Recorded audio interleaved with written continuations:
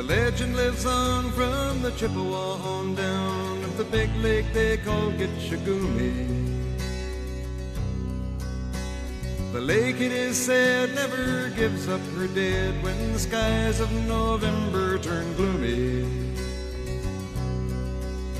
With a load of iron ore, 26,000 tons more than the Edmund Fitzgerald weighed empty.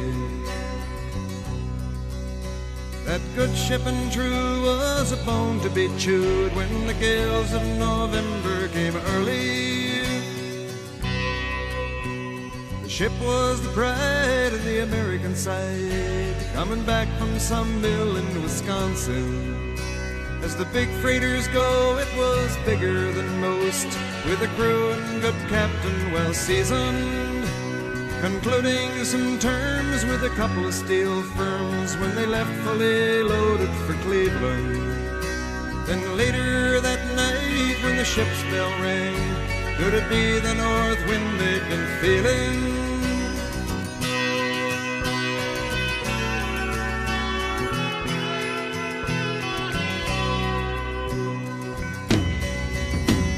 The wind in the wires made a tattletale sound, and the wave broke over the railing. And every man knew, as the captain did too, 'twas the witch of November come stealing. The dawn came late and the breakfast had to wait when the gales of November came slashing. When afternoon came, it was freezing rain in the face of a hurricane west wind.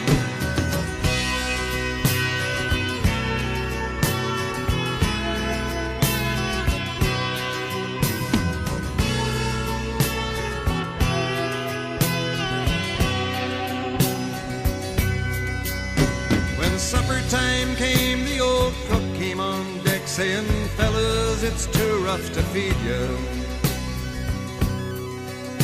At 7 p.m. a main hatchway caved in. He said, "Fellas, it's been good to know ya." The captain wired in, he had water coming in, and the good ship and crew was in peril. And later that night, when his lights went out of sight, came the wreck of the Edmund Fitzgerald.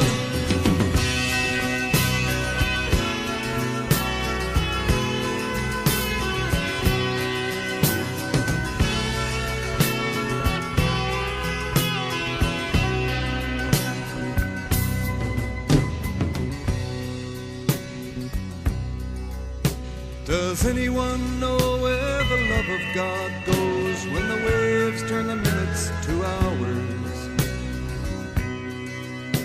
The searchers all say they'd have made Whitefish Bay if they'd put 15 more miles behind her. They might have split up or they might have capsized. They may have broke deep and took water. And all that remains is the faces and the names of the wives and the sons and the daughters.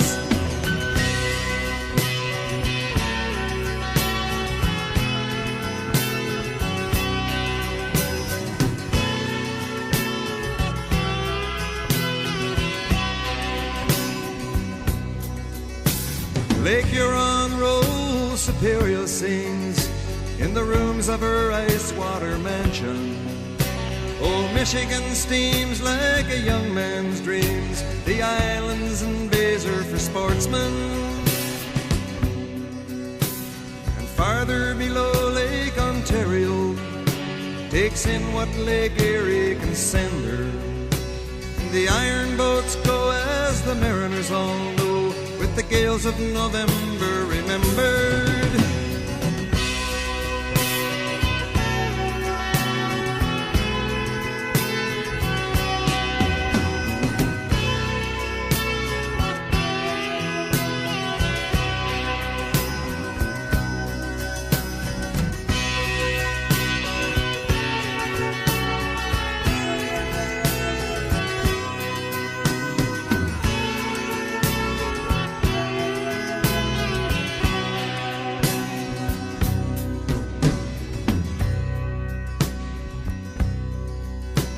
In a musty old hall in Detroit they prayed in the Maritime Sailors' Cathedral.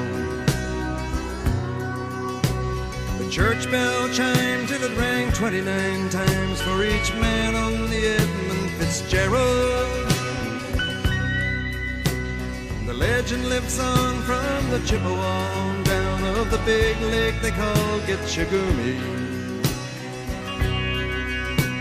Superior, they said, never gives up her dead when the gales of November come early.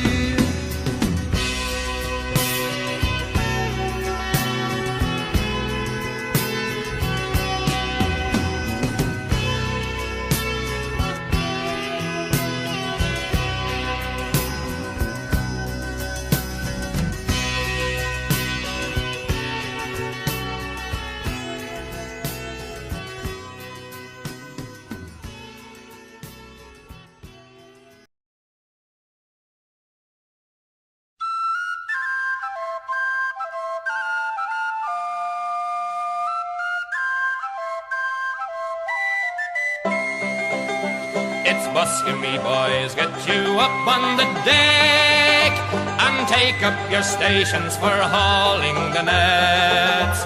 And mind you pull together, lads, all through the night, and shaking your oilskins until it's daylight, with a heave and a haul and the shaking of nets.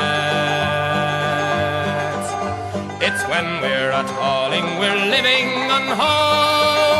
The boy in the locker, the lads on the ropes, the fellas in the hold who are hauling the nets and shaking the herring out onto the deck, with a heave and a haul and the shaking of nets.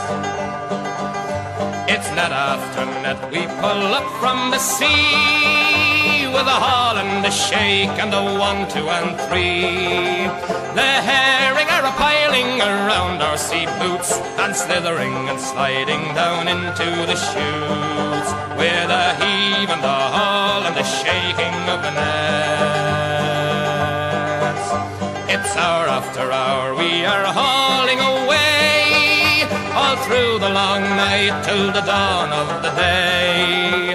The captain's in the wheelhouse, he's on the RT, and the cook's in the galley a-brewing the tea, and we're heaving and hauling and shaking of the nets. Now the season is over, so be on your way, and head for the home port to sign for your pay. Your missus will be waiting to welcome you home. It's so hard for a wife to be so much alone, and you're finished with heaving and hauling of nets.